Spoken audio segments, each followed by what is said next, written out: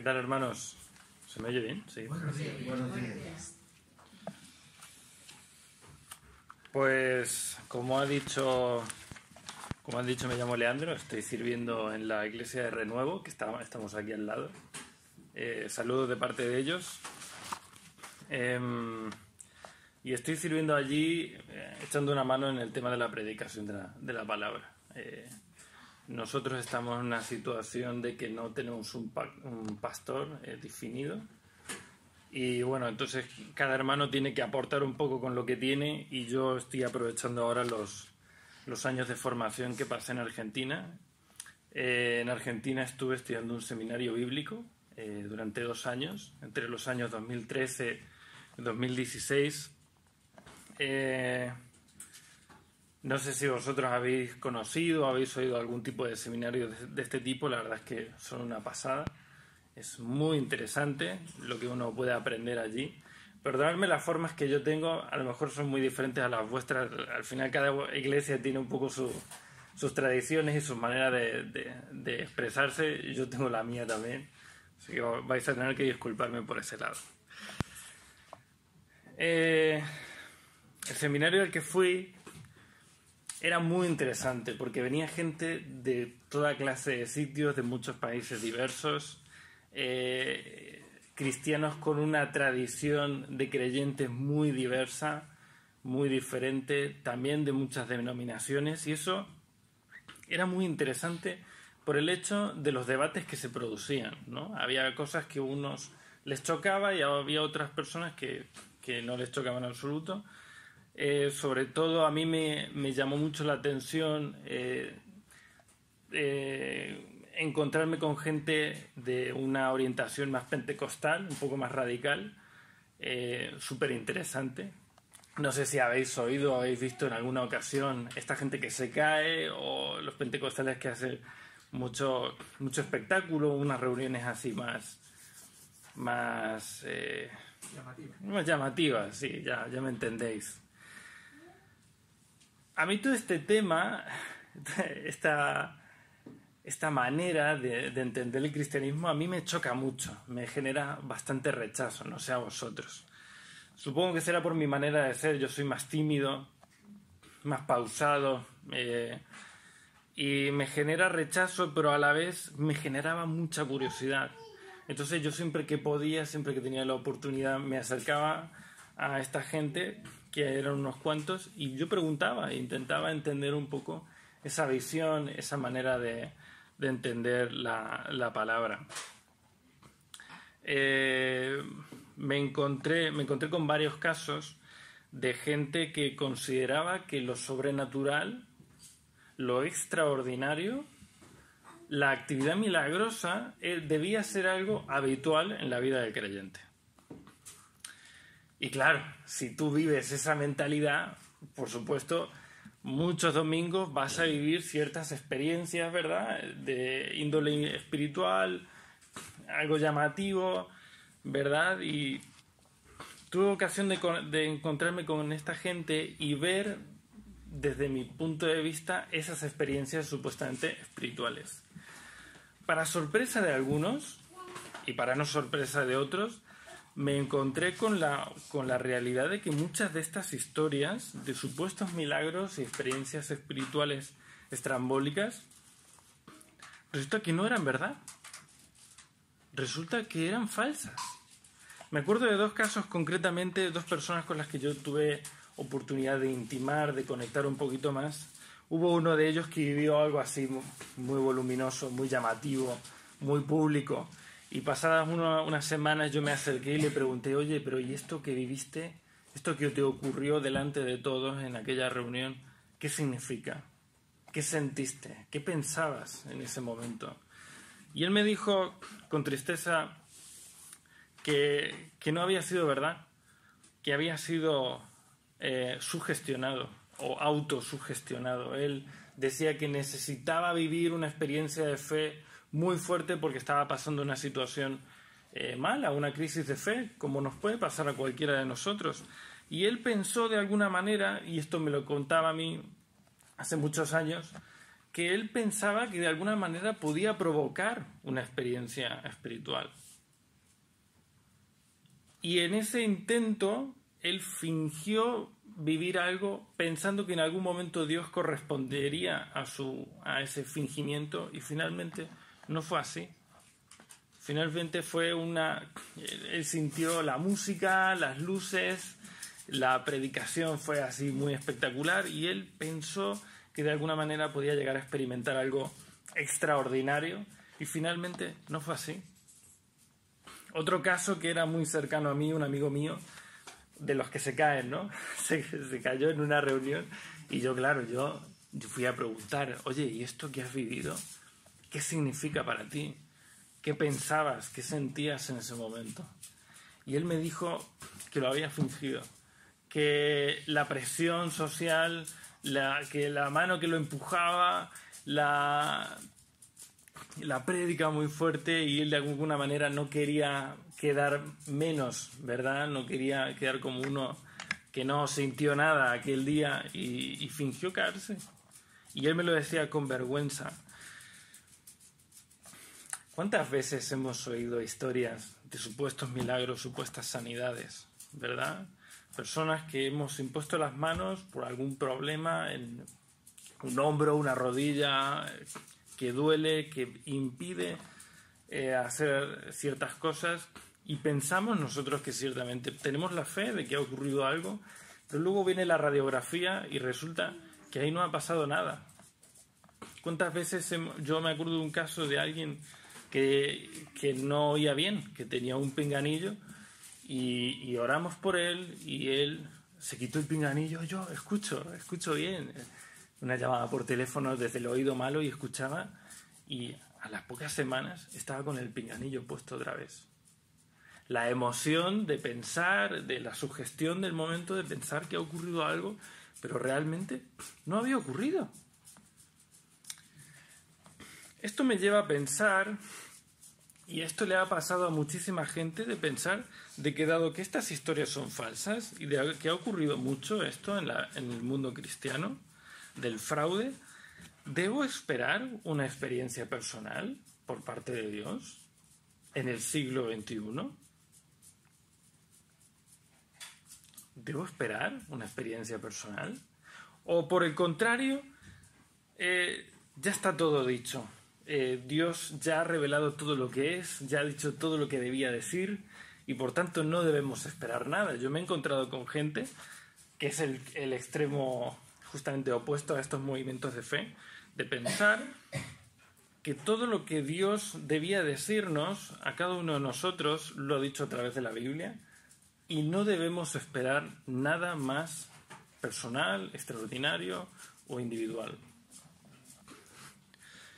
¿Es esta la visión que debemos esperar de Dios? ¿Es Dios así? Pues a mí personalmente esta visión no me cuadra con la Biblia. Me sugiere algún tipo de agnosticismo. No sé si habéis conectado, habéis oído lo que es el agnosticismo. ¿Los agnósticos? Sí. O los teístas, da igual.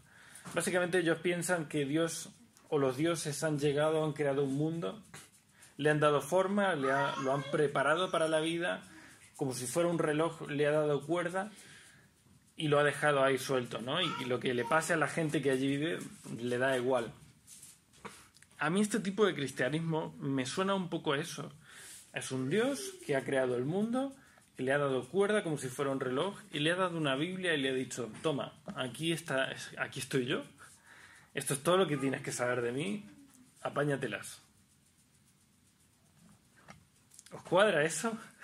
A mí personalmente no me cuadra. No, yo no creo que esto pueda ser así. No me sale. Si me acompañáis, si no me acompañáis no hace falta, yo lo voy a leer igual.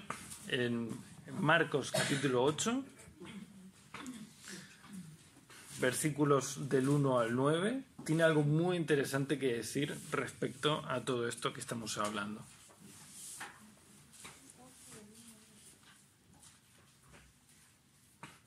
Dice Marcos 8,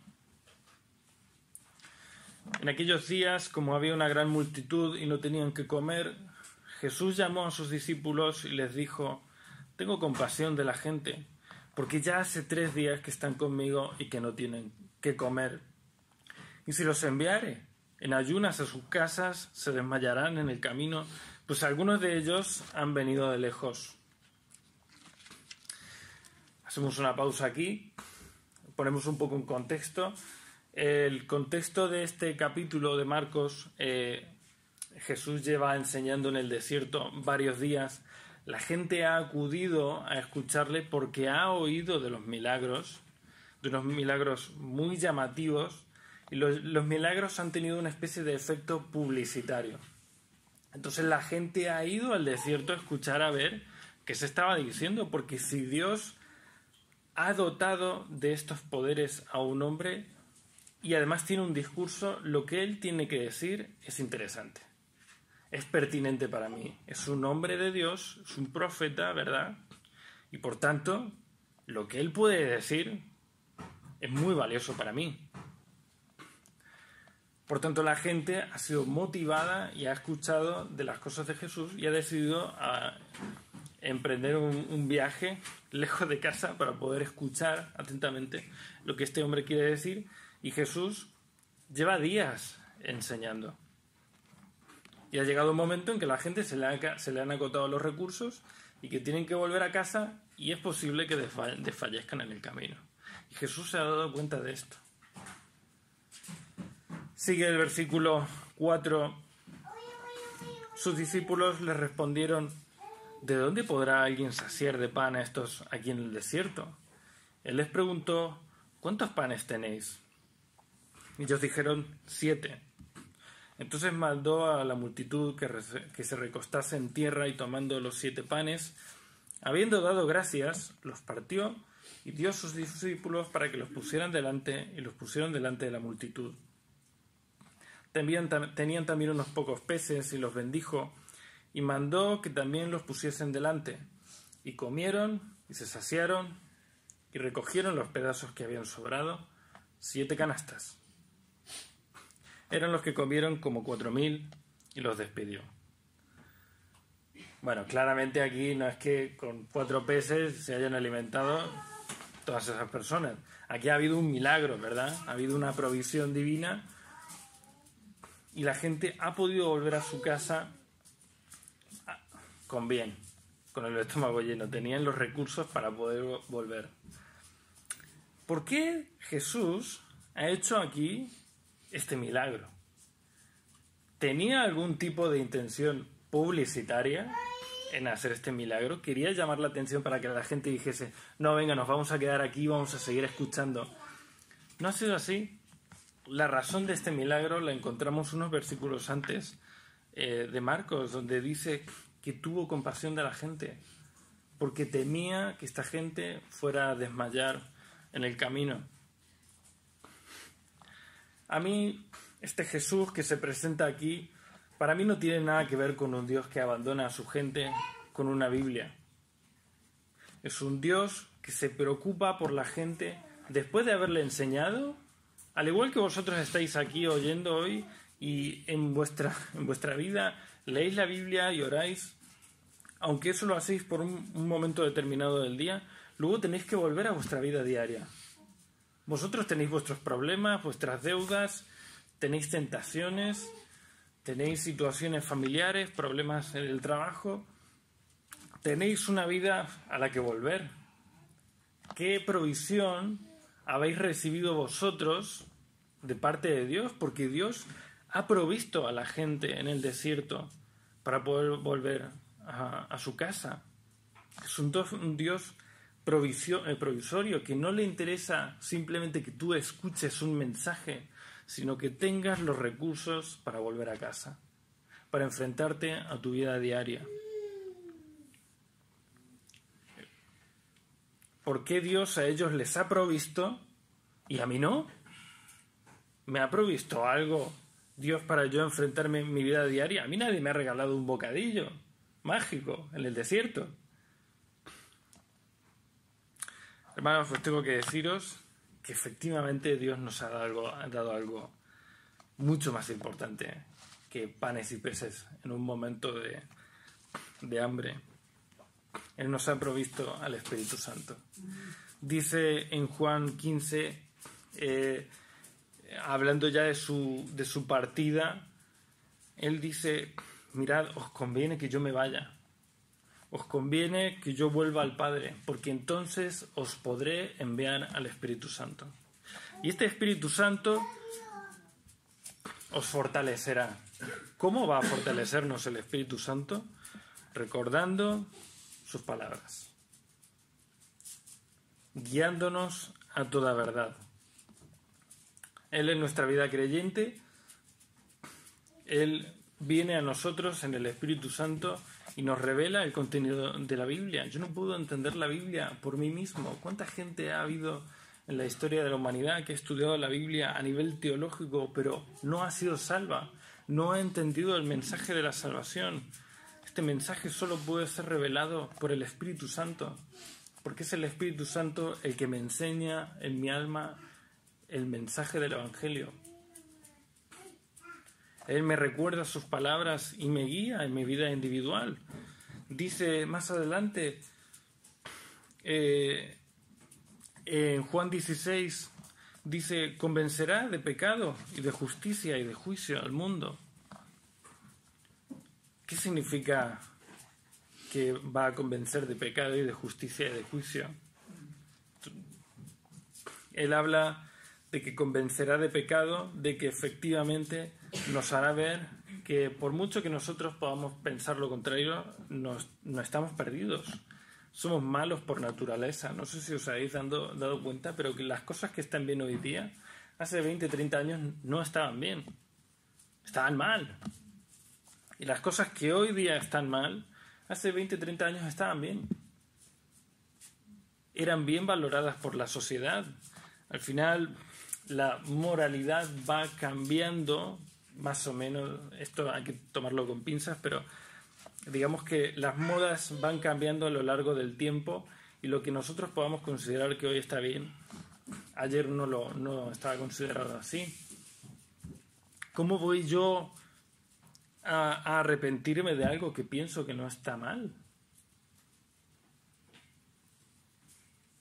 ¿Cómo viene Jesús a decirme algo a través de la Biblia que hoy día, desde la televisión, desde las películas, desde el periódico, desde las conversaciones del trabajo, se fomenta y se dice: no, esto es bueno, esto va hacia adelante, antes lo hacíamos mal, pero ahora sí, toda la historia lo hemos hecho mal y justamente ahora, en este siglo, de repente sí está bien? ¿Cómo voy a arrepentirme de eso? El Espíritu Santo viene, hermanos, a convencer de pecado. Yo no puedo, si intento convencer a la gente con argumentos de que su vida puede estar bien o mal, estoy errando. No, ese no es nuestro trabajo como creyentes, porque el que convence de pecado es el Espíritu Santo. Nosotros efectivamente debemos denunciar la maldad, claro que sí, pero el trabajo de convencimiento no es nuestro, es del Espíritu Santo. Dice también este capítulo 16, versículo 8, dice que convencerá de justicia porque Jesús ha vuelto al Padre. Esto habría que determinar, pararse un rato a explicarlo, pero yo me lo voy a saltar, voy a ir un poco a resumirlo. Básicamente dice que convencerá al mundo de que efectivamente Jesús era Dios y de que de que toda su predicación efectivamente era inspirada por el Espíritu Santo, de que su mensaje es real. ¿Cómo voy a creer yo en un carpintero de hace 2000 años? Y de que ese carpintero ha hecho algo que en mi vida es relevante. ¿Cómo voy a creer yo en eso? Es imposible. Por mucho que mis padres me lo inculquen, que la tradición de mi pueblo sea cargar en el hombro al Jesús crucificado y lo que tú quieras, es imposible sin haberlo yo visto y sin haberlo comprobado, y aún así gente que lo vio y lo que lo comprobó decidió no creerlo. Es imposible. Es imposible creer en la obra redentora si el Espíritu Santo no te convence de que esto ha ocurrido. Efectivamente, la conversión cristiana es un milagro. Necesitamos a Dios para ser convencidos. Por supuesto, alguien puede pensar: Pero entonces no tenemos libertad, porque si Él convence, hermanos, Él se presenta como un testimonio fidedigno y leal, confiable en nuestro corazón, y nosotros debemos elegir si creerle o no. Pero la obra la hace Él. Él convence de pecado y Él convence de justicia. Hermanos, no estamos solos. No hemos sido abandonados por Dios. No estamos con un libro y tenemos que aprender el libro, la Biblia, y cuando vayamos al cielo nos harán un examen teológico para ver si pasamos o no pasamos. No va así. Nosotros somos morada del Espíritu Santo. Él vive en nosotros. No estamos solos, es un Dios personal que nos ha llamado a cada uno individualmente, no ha llamado a una masa de gente, una masa sin nombre, ¿no? Una etiqueta, sino que ha llamado personalmente a cada uno de nosotros y ha decidido morar en cada uno de nosotros. Sin embargo, todo esto que he dicho no responde a la pregunta de si debo esperar una experiencia personal. ¿Debo esperar una experiencia personal de parte de Dios en el siglo XXI? Bueno, yo, por lo que leo aquí, aparentemente sí. Sin embargo, hay creyentes que siguen considerando que todo esto que aquí se expone no da lugar a pensar que debamos esperar una experiencia personal en el siglo XXI, sino que toda la obra milagrosa, toda la revelación personal se ha dado en el primer siglo, porque no había Biblia. Pero una vez que ha habido una Biblia formada y bien hecha, ya el canon cerrado, el Espíritu Santo se ha apartado de nosotros y ha dicho, bueno, ya he hecho aquí mi parte, ya he hecho aquí mi labor, y ahora tenéis que trabajar vosotros leyendo la Biblia, ¿no? Y orando en vuestras casas. Pues hermanos, yo no tengo una respuesta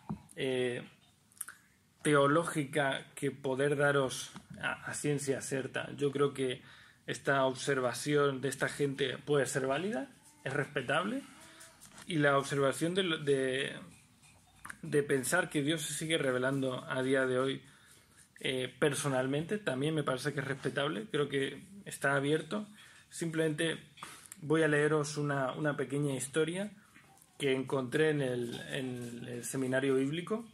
Esta historia se presenta a sí mismo como verdadera, al contrario que las otras que por sus propios autores afirmaba ser falsa. Os voy a leer una historia que sí se habla de verdadera y es alguien que fue a mi clase en el seminario. Dice, lo tengo escrito, dice la historia: estábamos reunidos en un devocional una mañana. Hubo una predicación que no me impactó especialmente. Mientras se cantaban algunas canciones, yo me senté en la última fila y me puse a orar mientras los demás cantaban de pie. De repente sentí algo muy extraño y miré hacia adelante y vi a alguien acercarse a mí con una Biblia abierta. Lo que vi fue extraño, como un sueño, como una visión. Aquel hombre señaló claramente en un pasaje, el cual estaba borroso, pero se veía claramente la cita, Romanos 10:4. El texto estaba situado arriba a la derecha de su Biblia con una forma muy específica, 2 líneas y media. En ese momento se acabó lo que yo podría definir como una visión o una iluminación. Era como si con un ojo viera una realidad, pero con otro veía otra cosa distinta. Alarmado, nervioso, porque nunca había vivido nada parecido, abrí mi Biblia de forma torpe y nerviosa buscando aquel pasaje. Y en el pasaje decía: porque el fin de la ley es Cristo, para justicia a todo aquel que cree. No entendía aquellas palabras. Leí el pasaje varias veces en su contexto y tampoco entendía qué significaba. Me sorprendió ver en mi Biblia que el pasaje estaba en la página izquierda, abajo, y no arriba a la derecha como lo había visto en la imagen. Estuve escudriñando aquel texto durante varios días sin leer otra cosa que no fuera eso, leyendo de arriba a abajo Romanos durante 2 semanas. Me sentí frustrado al dedicarle tanto tiempo sin entender aquel pasaje que no me decía nada en particular. Un amigo me sugirió que quizás tuviese el entendimiento velado, como oscurecido, de modo que mi incapacidad para entender el pasaje no se debiera a una cuestión intelectual o racional. Pasado poco tiempo llegó el final del trimestre. Los pasillos de la residencia eran un caos. Gente se marchaba y muchos habían ido ya. Decidí darme un paseo por las aulas para evitar aquel caos.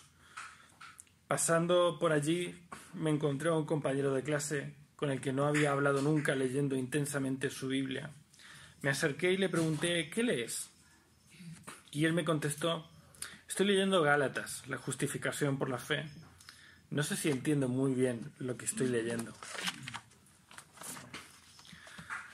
En cuanto quise preguntarle algo más sobre lo que estaba leyendo, me percaté de que justo en el aula de enfrente había otra persona sentada leyendo su Biblia intensamente, y nos acercamos a él y vimos que leía Hebreos 11 y 12. Ambos estaban atascados en pasajes con temas similares, y vi claramente, después de un rato de conversación con ellos y discusiones, que el punto de unión de ambos pasajes era Romanos 10:4. Así que en un momento decidí interrumpir a uno de mis compañeros y dije: creo que lo que dices está relacionado con Romanos 10:4. Y entonces tomé su Biblia y encontré la página. Allí estaba. Arriba, a la derecha, 2 líneas y media. Leí el pasaje en voz alta una sola vez y lo entendí. La finalidad de la ley, su meta, su objetivo era presentar a Cristo como nuestra justicia. Aquí el autor se enrolla un poco, explica lo que significa para él este versículo y un poco la parte teológica. Esto a nosotros no nos interesa, nosotros vamos a ir a la conclusión, que dice: aquella mañana sentí un gozo muy difícil de describir. Tenía la sensación de estar exactamente donde debía estar. No había placer mayor, ni lugar mejor, ni más atractivo que aquella aula, compartiendo con mis hermanos cómo Dios nos había guiado individualmente hasta esa aula para edificarnos. Qué bonita historia, ¿verdad? Sin embargo, es una historia personal. Esta historia personal es eso, es personal. La realidad es que solo le vale a él, al quien la ha vivido. Nosotros tenemos que coger las experiencias personales con pinzas, porque la gente, por desgracia, como es el ser humano, está sujeta al autoengaño, a la sugestión, a la música, a las emociones del momento. Yo tengo mucho miedo y mucho cuidado de este tipo de historias de otras personas que no conozco. Sin embargo, esta historia me la tengo que creer y no me queda otra, porque yo soy el actor principal de esta historia. Yo viví estos acontecimientos en primera persona. Yo estaba allí y, hermano, te puedo asegurar que fue uno de los mejores días de mi vida. Sentir cómo el Espíritu Santo me guiaba a encontrarme con Jesús, a descubrir una nueva faceta de su realidad, a mostrarme lo más glorioso a mí y a mis hermanos en conjunto. Estábamos allí hablando, hermanos, y a mí me daban ganas de llorar de la alegría que sentía, del profundo gozo que experimentaba en ese momento. Por lo tanto, yo no puedo darnos una argumentación teológica, pero lo que sí puedo daros es mi opinión, y es que el Señor se sigue presentando a día de hoy a nivel individual. Su revelación completa está en la Biblia, pero sin el Espíritu Santo recordándome su palabra, la Biblia es un gran libro, es la palabra de Dios, pero la Biblia no me puede salvar si Jesús no se presenta en mi vida, si Él no se revela a mí individualmente. Él es el único que tiene poder para convencer a mi alma de mi situación actual de pecador y de mi necesidad de su sangre. ¿Hay que hacer algo para vivir una experiencia estrambólica o extraordinaria? Pues yo no puedo decirte que haya unos pasos o un método o una metodología. Yo solo te puedo decir que mi vida ha sido un fracaso como cristiano. En esta época, en esta misma época en la que yo viví esto, yo estaba lleno de rencores, estaba amargado, tenía mucho rencor contra un hermano por unas cosas que viví. Vivía amargado por esto, vivía con problemas a veces con la pornografía, las peores crisis de fe, mis peores crisis personales de fe, las viví posteriormente a esta época. Y vosotros diréis, pero ¿cómo vas a tener crisis de fe después de haber vivido algo así? Mirad, hermanos, los judíos en el desierto bebían todos los días llover pan y una columna de fuego, y ellos dudaban y pecaban de incredulidad. Una señal no va a ser nuestro trabajo. No vamos a creer mágicamente por ver cosas o no verlas. El Espíritu Santo debe revelarse en nuestro corazón, y nosotros tenemos que abrir nuestro corazón a su verdad. Buscarle a Él, buscar leyendo su palabra y orando en la intimidad de nuestra habitación, siendo totalmente sinceros con Él, no intentando aparentar una falsa santidad que no tenemos, sino buscándole abiertamente a que Él se revele y se haga más grande.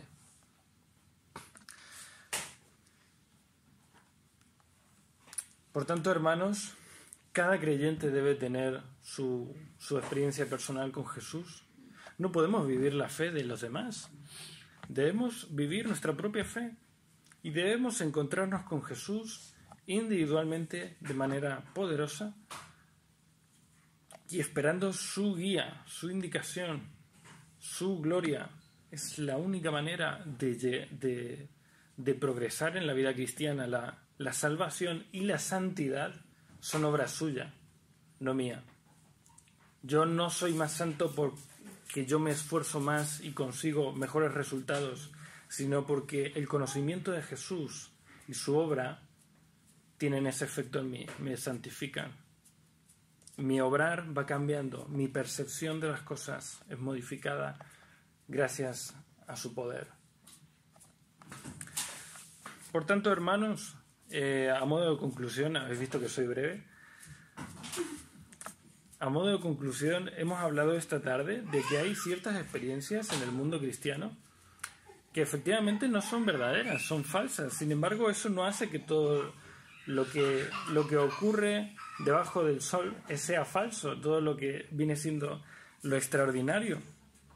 Dios no nos ha abandonado en el mundo, sino que nos ha provisto de su Espíritu Santo. Y este es el mayor regalo que podemos recibir. Este nos enseña, nos edifica, nos convence de pecado, nos convence de justicia, de necesidad de salvación, y atestigua el Espíritu Santo de que somos hijos adoptados. La experiencia que yo debo encontrar es la de siempre, es la de encontrarme con Jesús nuevamente. Tanto si soy salvo de hace 20 años como si todavía no lo he visto, debo buscarle y volver a encontrarme con Él. Que Él se vea glorioso, mucho más grande de lo que jamás lo habíamos visto. Y en eso consiste la salvación y la santificación. Oro un momento por vosotros y por mí ya hemos terminado. Señor, gracias.